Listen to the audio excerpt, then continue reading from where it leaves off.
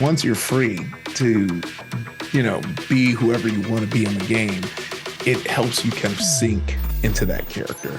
It's a cool way to be to, yeah, attract those like-minded people. Something nerdy is going to happen. And we're going to make it cool, I think.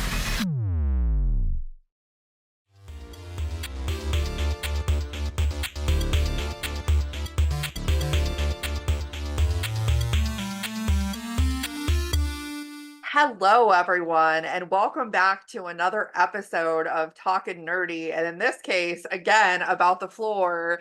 As you know, something that really caught my eye, and I was very fascinated by. And now that the show's over, I think it's a great time to talk to somebody who had one of the most impressive runs, I think, in the entirety of the show, which is Gene, who I have with me here today.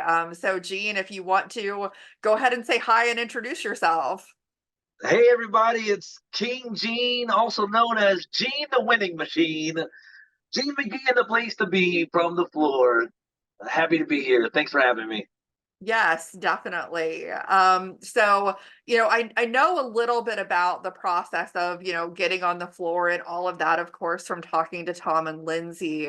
But I'm curious, a couple things from your perspective. First of all, what was your journey to get on the floor? Because it sounds like that is a little bit different from person to person. Absolutely. Everybody got on the show a different way. My story started back in June, a few months ago.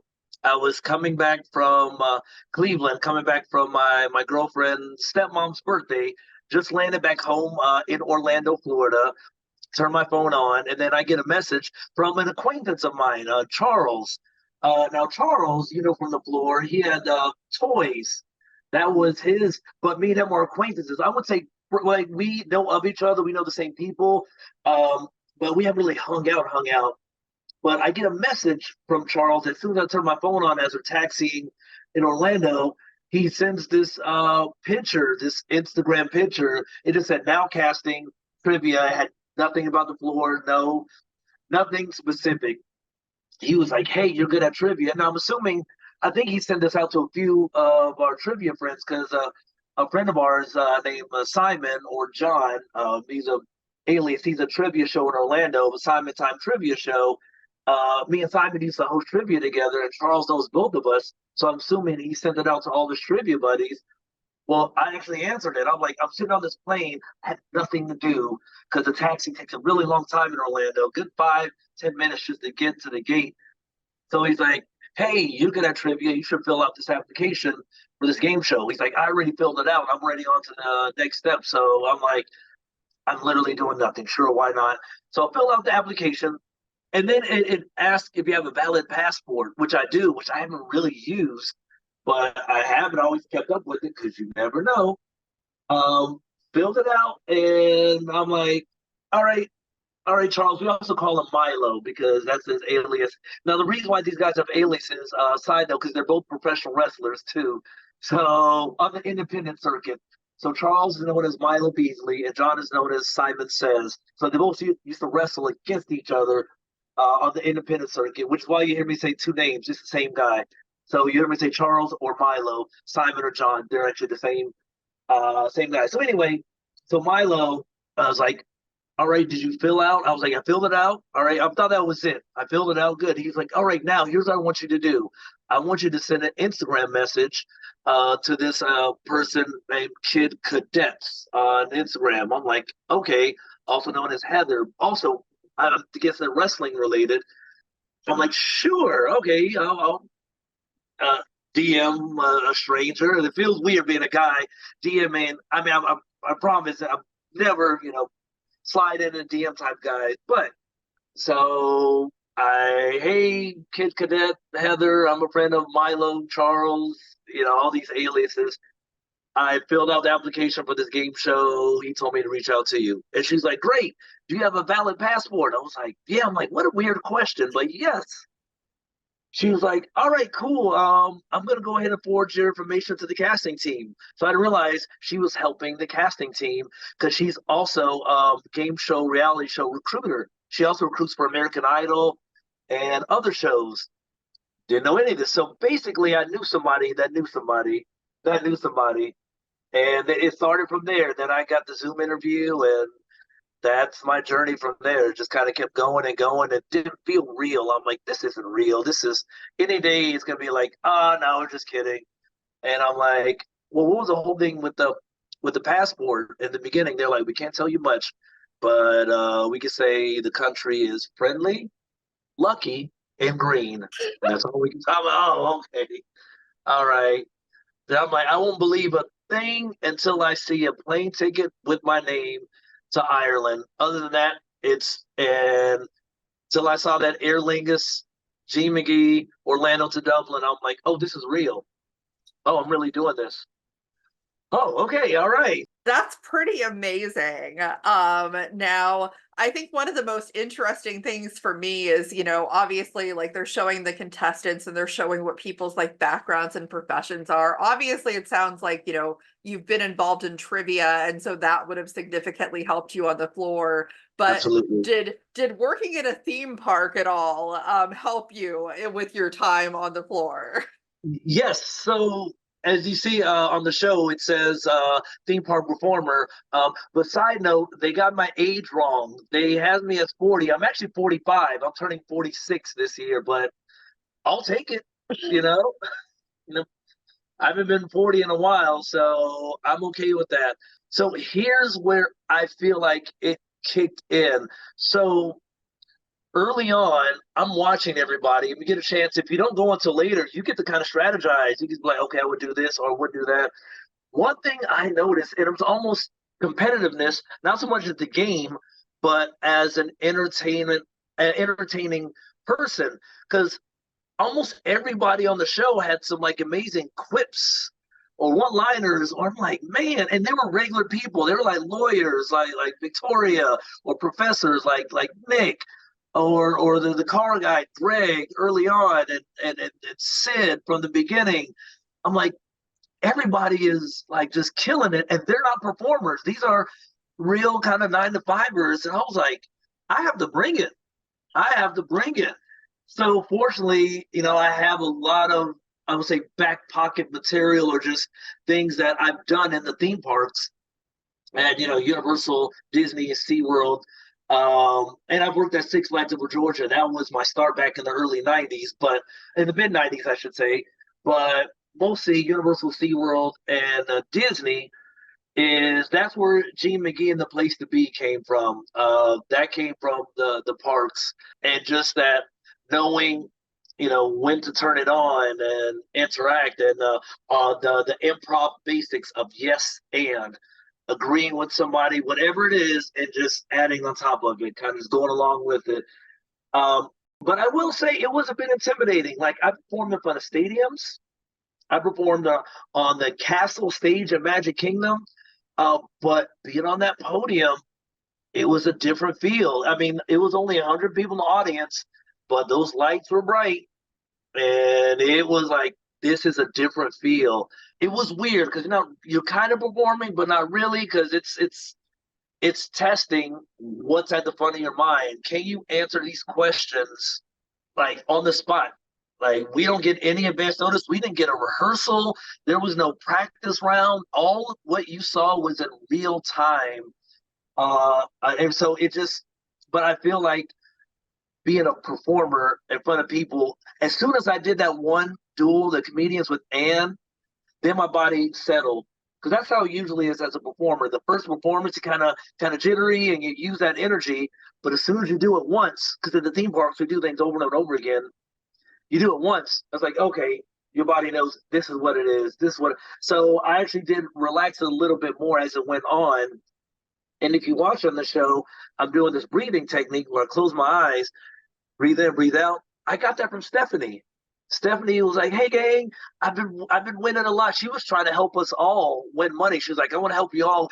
So you're getting this now, but we were all getting along and friendly and giving each other tips. And in the I don't know if Tom and Lindsay mentioned this, but in the very beginning, like during our first lunch breaks, the producers came in and was like, hey, where's the trash talk? Where's because we weren't trash talking. We were high-fiving. Yeah, I mean, kudos to the casting team. that cast these personalities of friendly, outgoing, Americans. Because the reason why I needed a passport, this is all in Ireland. So Americans from every background, every demographic possible, but we all got along, which I'm assuming was like an anomaly for some people. They're like, wait a minute, they're all different backgrounds, but they're getting along. But it's like, well, we have a passport.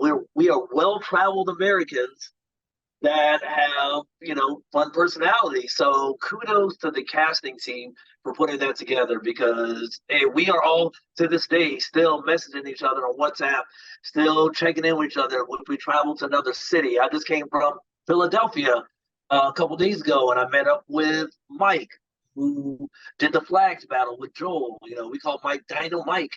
But Mike is also a tour guide like Tom, but they're work for rival tour agencies.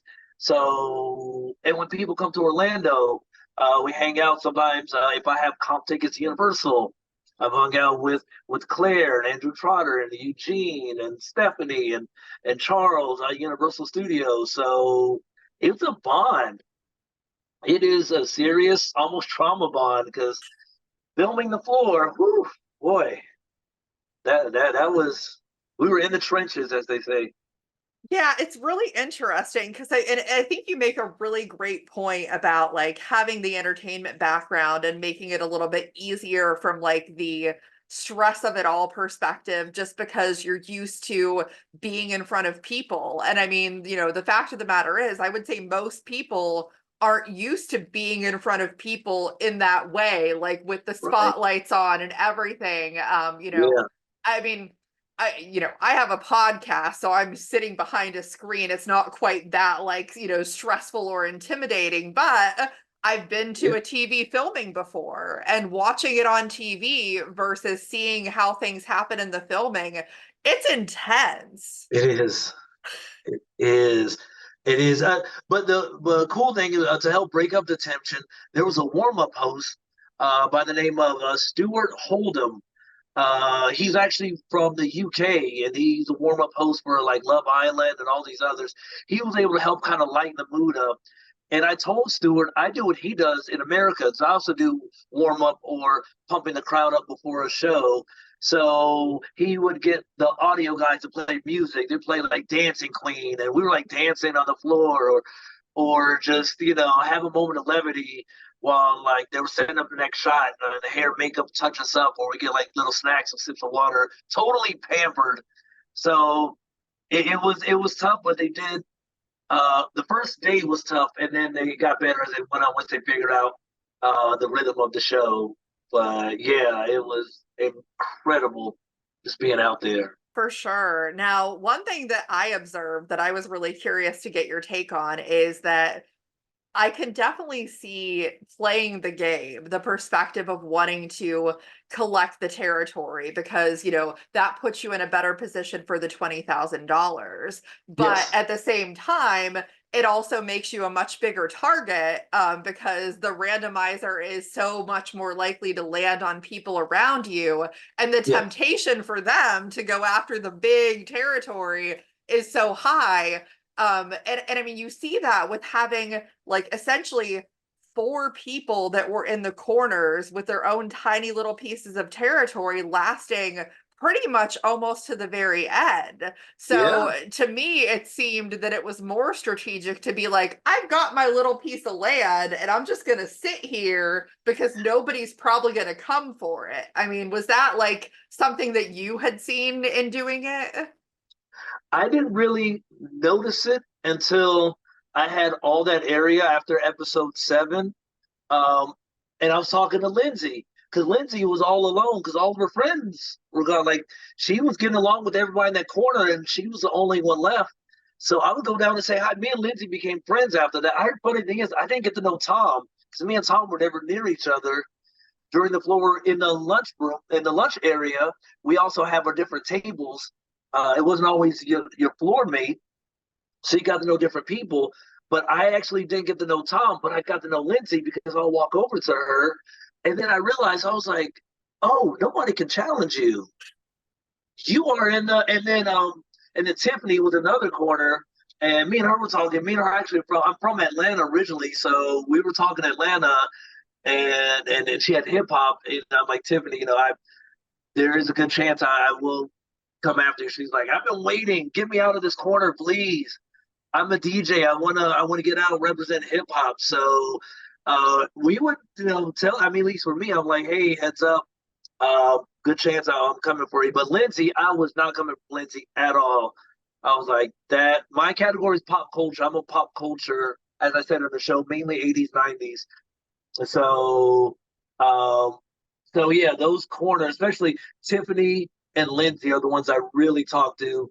And Jacqueline, I did talk to on occasion. We kind of talk here and there, but I wasn't even like looking because she had international foods. Fortunately, all of the categories I would have chosen before, during the Zoom interview, with every category, you saw me like 80s TV, one hit wonders. And one hit wonders would have been my specialty. I told them I was big on 80s, 90s music, especially 80s music. So that's something I would have gone for. But once I got it from Anne, I was like, oh, this is my category. I'm going to go back to the floor because I want to defend this. The show, as Jacqueline says, this is chess, not checkers. If I had thought a few steps ahead, I could have stayed up there and then gone on my historic run and then get to 20,000. But I was like, oh, wait, I love one hit wonders. I want to play this out. Let me go back to the floor. Because, once you're up there and you challenge somebody, it's just a different feel. And it's just like, oh, man, you know what? I mean, I don't want to say hindsight. Like, I'm glad I did what I did. What I was thinking about, if I would have done that. But no, in that moment, I made the best decision at the time.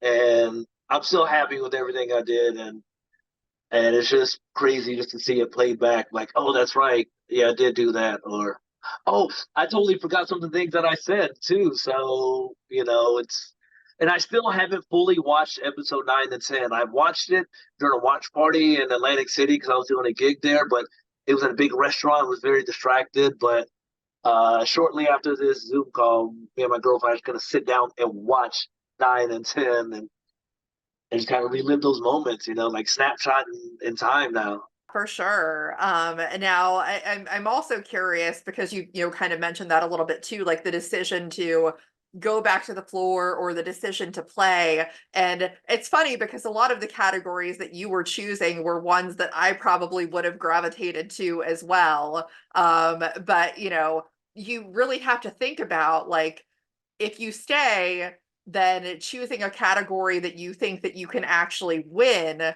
or if you've inherited a category that you're not comfortable with, like the fashion situation. I mean, that played out heavily at the very end of the thing. Yeah. Like, which one do you go with? I mean, sometimes I would think that might be a very difficult decision. It was, I mean, and I didn't even realize it actually until fairly recently, because I was going on my run because I didn't want fashion icons. So I had no choice but to stay up there. I was like, oh, that's right. I'm not inheriting these categories because once you play a category, then it's done. So I was like, oh, that's right. I'm not inheriting, I'm beating them, but retaining what I had. I was like, oh man, I'm here. Fashion icons is not my thing. So here's what happened between episode 9 and 10. Now I don't want to make any excuses. Matt beat me fair and square. No excuses. But here's what happened between episode 9 and 10 that could have played a factor. I could have played better. But who knows? Episode 9 is done.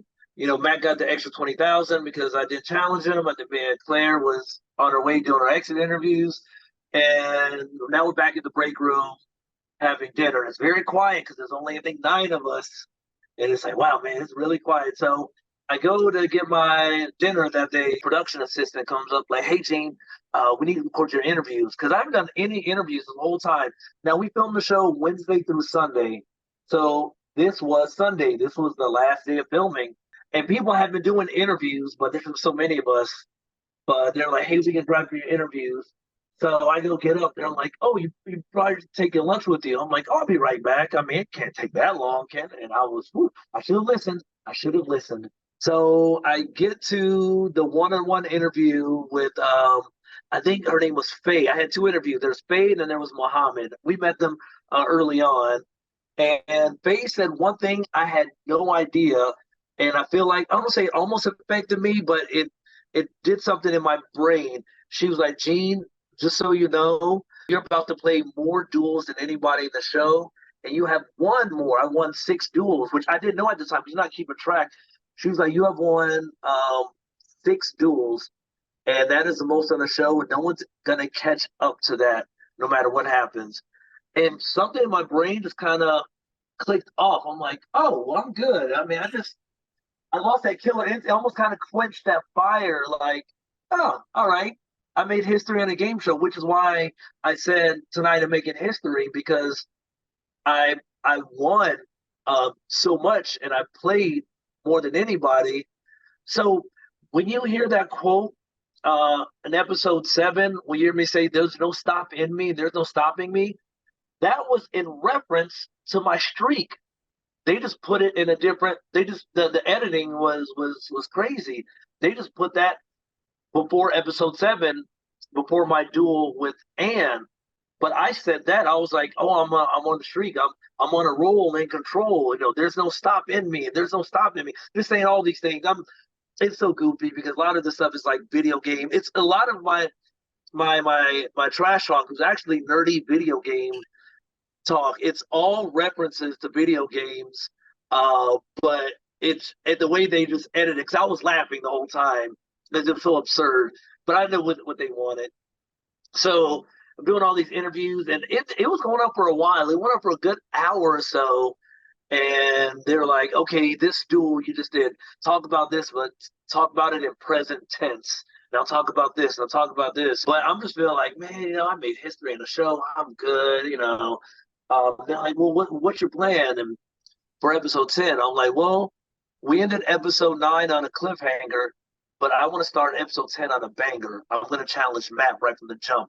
To be honest, I was ready to go. I was kind of exhausted and tired. I was like, I made history. I was like, you know what? I didn't want to be there any longer, to be honest. To be 100%, I was done. Of course, the money would have been nice. Don't get me wrong. 250,000 would have been nice, but in that moment, I feel like I accomplished what I set out to do, was to be entertaining on TV. One of the reasons why, and a lot of us felt this way, was the free trip to Ireland. As soon as that plane landed in Dublin, I was like, this is awesome. I didn't pay for any of this. I'm on a free Irish vacation right now. So anything after this is icing on the cake. And then I just went on this amazing run that no one else could top. So all these things had to play in my head, and I just the dial kind of went off. And then on top of that, if you also notice in episode 10, I'm on the other side of the podium. If you're looking at the TV, on the left side of the podium. My streak was all on the right side of the podium. So it could be even, how we're creatures of habits, how you just kind of get used to it and your brain adjusts and it just kind of clicks in. So now I'm on a different side of the podium. My brain is like, all right, we're good. So then I challenge Matt. Athletes are going. I see, with Michael Jordan, Babe Ruth, easy. And then I see Shohei Ohtani, but it was a different photo. It was his original before he came to America. Because I know him in his Angels uniform. I watch ESPN. I really do watch sports. But it threw me off. And I was like, wait, is that the other Japanese? And we don't see the clock. We don't see the 45 seconds. So I know I don't have time to I don't have time to hem and haw. So I'm just like, okay, I got to move on. All right. And then Michaela Maroney, and I knew she was. So I was like, Michaela. And then my brain was like, nope, we're done.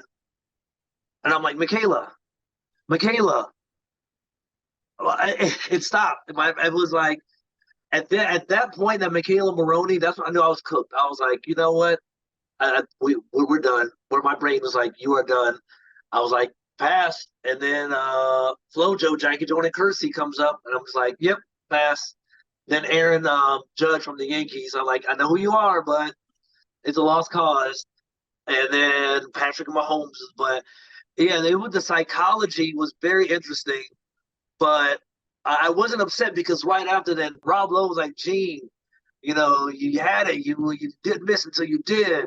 You're an amazing competitor. You are a legend of the floor. And the fact that Rob Lowe called me a legend of the floor and called me amazing competitor, that made this whole thing work. That pretty much was it. I mean, the money would have been nice, don't get me wrong. But then at the same time, the money thing, psychologically thinking, when everybody knows you have money, then people come out of the woodworks. Hey, I know you have money now. Hey, buddy, pal, remember me?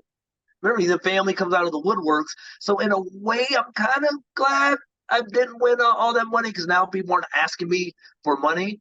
But I got like the cloud and the attention, or it was all good for me. So when I got eliminated, I was actually relieved. As soon as they took that mic off, actually the shirt I'm wearing, this is actually the shirt I wore on the show. This is Okay. it. I've only worn this maybe one other time for my first watch party, so I saved this for special occasions. So I took the mic off, and I was like, it was just like, oh, and they were like, "You're so good. We're rooting for you." And I'm like, I'm happy. I'm done. It was a sigh of relief once I was done. I was ready to be done. So I'm still happy to this day. Yeah, for sure. One other thing that I wanted to ask you about, just because I don't think this was so much a thing when I talked to Tom and Lindsay, but it's something that I observed throughout watching the episodes.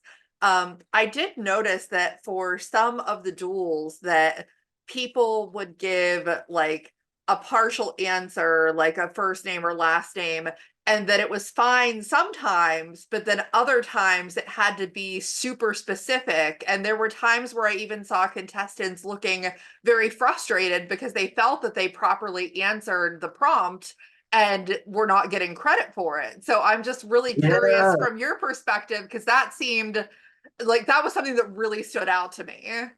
Yeah, so one thing that I had noticed was during the Andrew Trotter's do Andrew Trotter and Nick in episode 8, was it? The professor episode where Nick just went on his hot streak.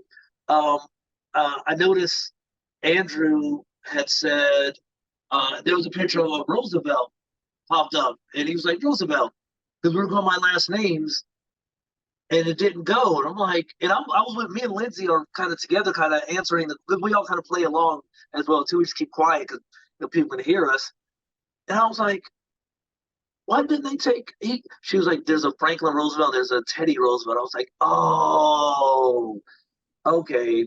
So I'm assuming if it's the same last name, you have to have the first name or last name only. Like where the A-listers duel that I think Zinni had early on. She was on last names. Just boom, boom, like McConaughey, you know, Jolie or something like that. She was last names. Those are identifiable last names where people didn't share that last name.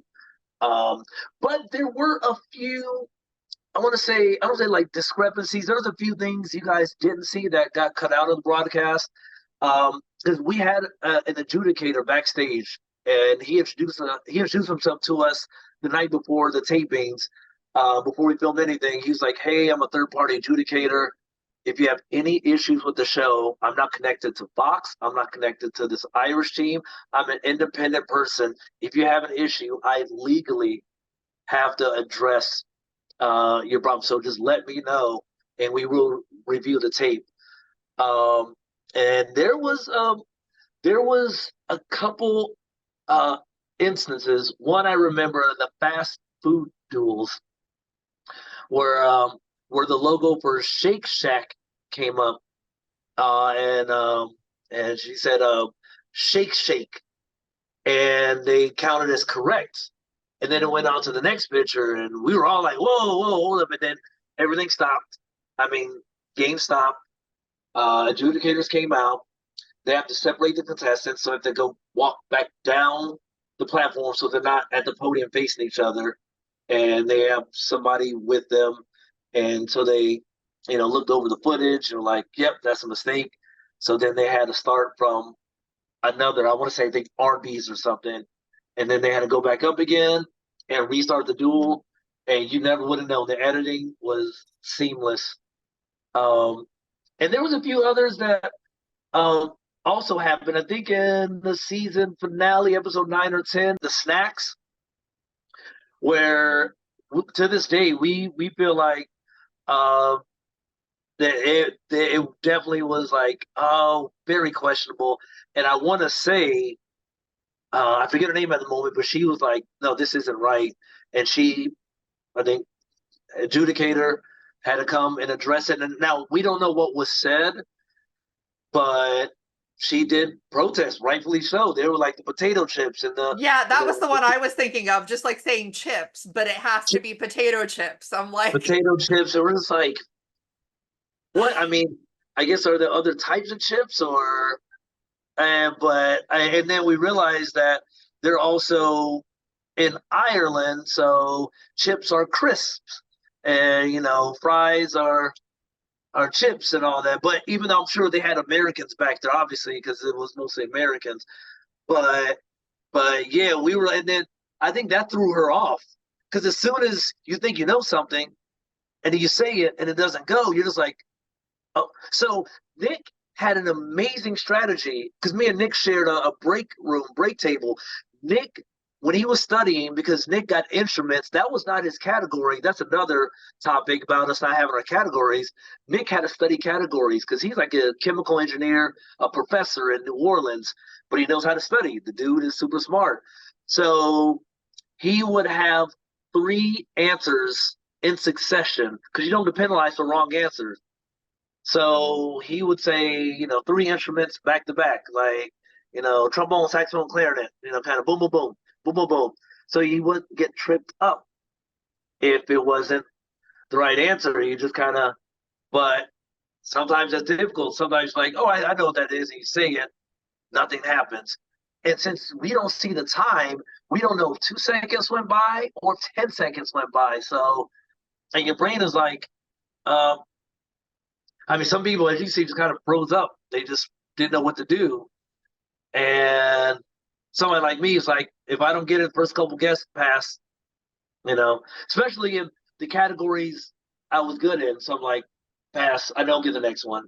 I don't get it. But with the exception of the athletes, I knew, yeah, my brain was just had stopped. But yeah, but we could have at any time raised our hand and objected and asked for the adjudicator, and they legally had to come out and address our concern. So, but there was still some questionable calls. Don't get me wrong. With that, we all saw it, and we were there too. We're like, we don't think that's right. But then at the same time, you don't want to be a troublemaker. You don't want to be known as that person, especially if it's not affecting you. Affecting you is like, well, I mean, I kind of want to stick up for that person, but do you want to be the squeaky wheel that gets the grease kind of? I mean, we know they can't retaliate, but you don't want to be seen as difficult. I mean, there's so many different things going on, and we're in another country, and on top of all this, we're all running on a different sleep schedule because Ireland is 7-8 hours ahead of us. So we all didn't have that good of sleep too. That's another thing that plays into it. A lot of us were getting back late, and some were couldn't sleep or wake up. Me, I'd wake up at 3:30 a.m. on the dot, like clockwork every single time. So there a lot of psychology goes behind the floor and shows like this that you don't see. It's like, why did they make that decision? What was going on? And a lot of factors play into it. So yeah, the show behind the show is intense, to be honest. definitely. And that's a big reason why I love the opportunity, having you on to get some more insight, because I'm sure that people would love to know, more about the process that they don't see on TV. And I think that it's fascinating. It is. It's I mean, it kind of is what you see, but more. There's so much more just playing into it and just standing there, just clapping. We're basically audience members. It takes a toll on you. So when you finally get up there, hopefully your brain is still engaged. I mean, it does kind of perk you up a bit, kind of like a nice coffee shot of, all right, I'm here. All right, the lights are on. I'm talking to Rob Lowe. And Rob Lowe was great to talk to. In between setups, while they're setting up for the next shot, he's standing there. Sometimes he's looking at a tablet, getting information on us to make sure, we are, okay, you are so-and-so. But you can just talk to him. He was easy to talk to up there, especially after you establish a rapport, because I've been up there a few times. So I was able to talk to Rob Lowe like we were buddies. We were talking about 80s pop culture because that's my specialty. And Rob Lowe was like, Gene, you probably know more about 80s pop culture than I do. I'm like, how in the world? He's like, I was working in the 80s. I was pop culture. I didn't get to watch too many of these things. You probably know a lot. I'm like, I didn't think about that. You're right.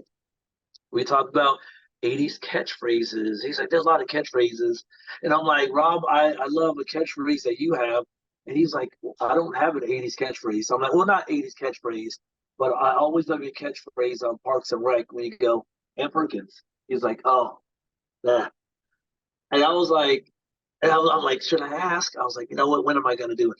I'm like, Rob, can you do the Ann Perkins thing for me? And he immediately, Ann Perkins, no hesitation.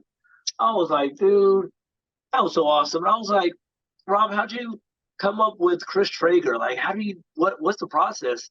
And he just went right into it. He was like, oh, well, just long story short, a combination of his two celebrity friends, one being Tom Cruise. First of all, he's name dropping Tom Cruise like it's a poker buddy, which probably is. He was like, yeah, Tom Cruise, when he meets you for the first time, how he remembers your name is he'll shake your hand, he'll get really close to you, step back, point, and say your name. That's his mnemonic. So he was, look at you, Christine. So that's the Ann Perkins. And then the second celebrity he mentioned was saxophonist Kenny G. Kind of like the energy, the way Chris Traeger speaks when he said, let's say, I would like water in a glass, lukewarm, in my hand right now. That kind of cadence of speaking, or if you were like, hey, would you like some grapes? Oh, I love grapes. They're like nature's candy. That kind of that speech pattern that Traeger has. He said some of that energy was Kenny G energy. So Kenny G and Tom Cruise. I'm sure there were others, but those two that stuck out of my mind.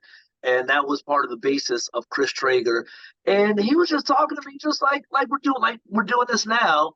And I was like, dude, Rob Lowe, you're awesome, man. I love you. You're great, man. And he's like, well, thank you. And then we're ready to roll. All right, here we go. And we're back. And a professional, consummate professional. Love it. That is so awesome to hear. And honestly, that's one thing that I found in my experience of doing this podcast. And I like to always remind people that people on TV are people too. They're people. And, ultimately, even the highest level of celebrity, I'm sure that some of us, just normal people out in the world could relate to them on some level. So I think that that's just a beautiful thing. Yeah, you get to see them. I mean, they're still on, obviously, because they are aware people are watching them. But we get to see a moment. I mean, we got to see kind of, I would say, like the duality of Rob Lowe in a way.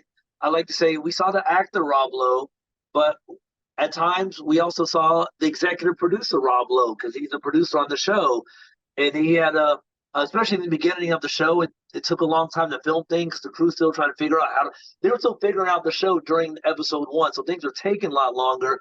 So Rob Lowe had to kind of, because they were talking to him in his ear, and he kind of had to kind of get to the point quicker. I would like to say he definitely spoke more. Okay, what are we doing right now? There's too many of you talking. We need to get it together. What are we doing right now? So he had to kind of be the leader and be like, what's going on right now?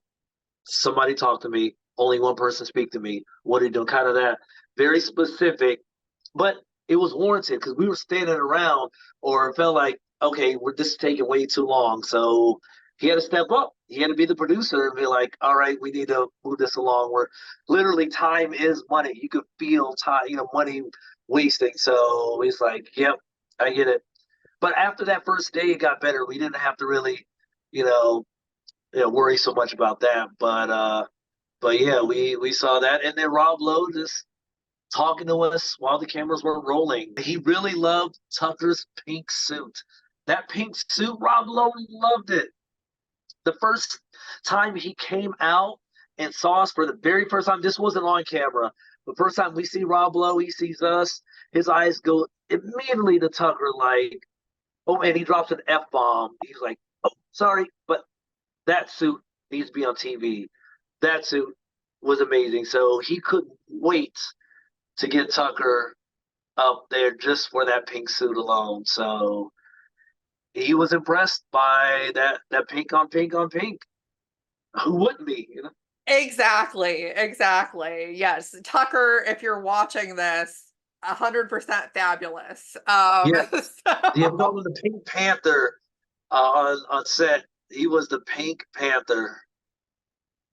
yes. Yeah. Well, like we mentioned earlier, one of many like fabulous personalities on the show.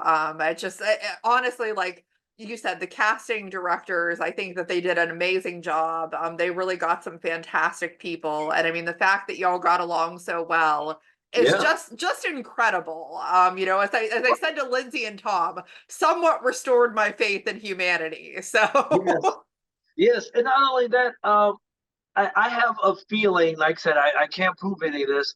I have a theory that maybe some of the producers are like, oh, it's a bunch of Americans from different backgrounds. We put them in a room together, throw some money, they're gonna fight. Americans fight. That's all Americans do. And then we didn't. And they had to encourage us. They're like, oh, hey guys, we need you to talk a little bit more. But I'm really happy that they had to encourage us. It wasn't like, oh, yep, Americans are fighting, just like we thought. Oh, look at him. This person, just this different background, this other background, just like we thought they would. That did not happen. They had to kind of, encourage us. Yes, no, you could talk because it's a trivia show. We didn't realize it was a reality show. We're thinking like Jeopardy, like they don't really trash talk each other in Jeopardy. So we didn't realize what kind of story they were going for because this show hasn't really existed except for in European form, and we didn't really get to see it. And of course, the European audience is different from American audiences, and in spots, of course, they want a little bit more drama, but we don't know that. We're just like, oh, it's a trivia show. Good answer. Like Family Feud. Good answer. Yeah, So, but here's the other thing too, and one of the contestants, Eugene, junk drawer items, who actually is a comedian, and I got his category, but Eugene was like, pay $250,000. It's a lot of money. Don't get me wrong, it's considerable. But after taxes and everything, it's not exactly quit your job money. It's not like millions. Now, if it was 4 million or 5 million, kind of like the Squid Game challenge, then it could have been a bit more, I would say cutthroat. Then it could have been more like, all right, you're on your own. But 250,000 was just enough where it is considerable, but it's not always cutthroat. Not to mention, we were in Ireland. We had passports. That means we've traveled the world. So we're not like, I would say like desperate, like, I need this more than anything, or else I don't know where I'm going to go at all costs. I need this money. It wasn't that cutthroat feel, not at all. So I'm happy that, kind of came across as, we're all good natured. We're competitive. I mean, but at the end of the day, it was all just to make good TV and, no hard feelings.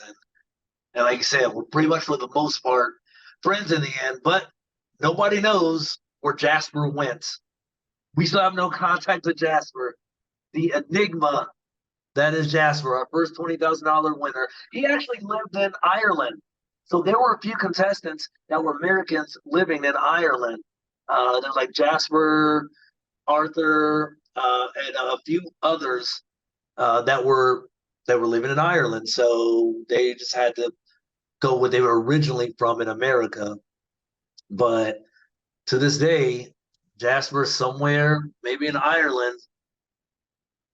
Who knows? But he was kind of quiet backstage. Him and Nick had some very good, educated conversation. I could listen to they almost had a podcast in themselves because Nick is a professor and Jasper is very smart, and they had some just amazing, just historical about the history of the world conversations. I was like, Nick and Jasper, I would just listen to you guys all day. You have just great, just the way they talk and just the information. But as soon as Jasper left, I haven't seen him since. So where is Jasper? Where is Jasper? But yeah, if somehow Jasper is watching this, let everybody know where you are. Yes, where in the world? Well, Jasper. that's awesome. Well, I loved hearing about these stories and, your time on the floor, definitely memorable, for everybody that was watching. So I'm excited. I mean, I hope that they bring it back. I thought that it was a really good show. I love that format for a trivia show. Yeah, I think maybe there's, some things that they might need to like, get tuned up a little bit for yeah, season tweet. 2, but Yeah, it was really entertaining. So I'm excited that you got the opportunity to be part of that. yeah. I mean, yeah, we haven't seen anything like this in the States before, and so we kind of set a precedent for any future if there are other seasons. We were kind of like the test subjects for future filmings and how this goes and how they get tightened up, and hopefully there could be redemption for some of us, like Sid, who blanked on nails. Um, she knew nails. That kind of first let us know, like, oh, that podium is something different. Because down there, even on the floor, we're like, yeah, horse's nails. How did you know? Come on. And your brain, you don't realize what your brain's gonna do when it's on the spot, and you're overthinking it. And sometimes it's the simplest answer, but you're just thinking a million different things, and literally the answer is right in front of you. Um, but people will see, hopefully, if they do, subsequent seasons, the contestants will see, oh, okay, yeah, this is different. And a lot of people have been reached out to me. Apparently, I am a fan favorite. Initially, I thought I was going to be the villain of the show. Um, when I saw the first cut of my, there's no stop in me, and there's no stopping me, or I don't think you know what you're in for. Like a lot of my one-on-one were like very aggressive, and I was like, oh man, that's kind of like a bad guy speech, or like the Marvel. And I knew I went on the streak, and I took out a lot of possible fan favorites like Tucker and a few others, and took out Jasper and just a few others. I'm like, oh my gosh, I might end up being villain, the bad guy, because I take out a lot of people, and my edits were kind of like very villainous. The camera angle, the Dutch angle felt like, I'm like, oh, I'm gonna be the bad guy. But then turns out I ended up being the fan favorite. Apparently a lot of my reactions have gone viral. Just a couple days ago, Snoop Dogg reposted something from the floor, and it had my reaction on it, and Saturday Night Live made fun of our show, and I can see a little bit of me in it. And I called it back in August in our group chat. I'm like, we could be parodied by SNL. I actually have a screenshot of that, and so, I mean, I didn't know for what, but I mean, if it's a big enough thing happening, and sure enough, it happened. Um, but everything, and then just today, right before I got on the show with you, we saw Claire pointed this out that the actress that plays Pam from The Office, Jenna posted our duel, me and Claire, because they had Dunder Mifflin and had The Office, and she's pointing at the TV, and I thought it was just somebody's friend or something. I'm like, oh, wait a minute, that's Pam from The Office. She actually is watching our show. She's watching us. So to see like the celebrities are watching us and chiming in, and the cultural, I don't want to say impact, but the kind of, I don't know, blip on the radar, but we are officially pop culture being on the floor, and it's an amazing feeling. Love Yeah. it. Yeah, absolutely. Well, that is super exciting. I hope that there is another season, so we'll see what happens there. But for folks that are interested in, following you, just let people know like where you're at on social media and stuff like that. Yeah, so I'm very active on Facebook, Gene Lionel Magee Jr. On Instagram, Gene Magee. I still run a meme account now. It's a floor account. TikTok at Gene Magee. Recently, I was encouraged to do a Cameo. So I created a Cameo account so I could do shout outs and advice for anybody. That's linked on all my social medias. Twitter, X, Gene Magee. I have all my socials, and it's interesting because I kind of sometimes do social media, but now I really have to do social media because everybody's reaching out to me, and I was like, oh, now I get why people say this is a job now, because now this is taking a lot of my time trying to answer everybody and like, hey, this is my social media. You can reach me here. You can reach me. So now I'm really making a point to keep up with all my social media, and I'm very easy to find, easy to book as an MC host, because that's my skill set. I'm an MC host, so it'll be fun to see if they end up bringing some of us back. Some all stars of the floor. The bigger personalities, or the legends of the floor, or Nick the professor of the floor. We all had these nicknames on the floor. But like the social media, Gene Lionel, on Facebook, at Gene Magee on Twitter X, Gene Magee on Instagram, Cameo, Gene Magee, in the place to be. That's just amazing. Amazing. Awesome. Well, I thank you so much for joining me. I hope that, my folks that, subscribers and things like that watch really like this floor content, because I think it's an awesome show. So if people haven't already watched it, please make sure that you check it out. It's really just an excellent trivia show. And for those that are watching, please make sure that you like, subscribe, share, comment, all of that good stuff, so that we can keep growing this channel and bringing more awesome content to you. So for everybody that is watching, thank you, and we will see everybody next time on the show.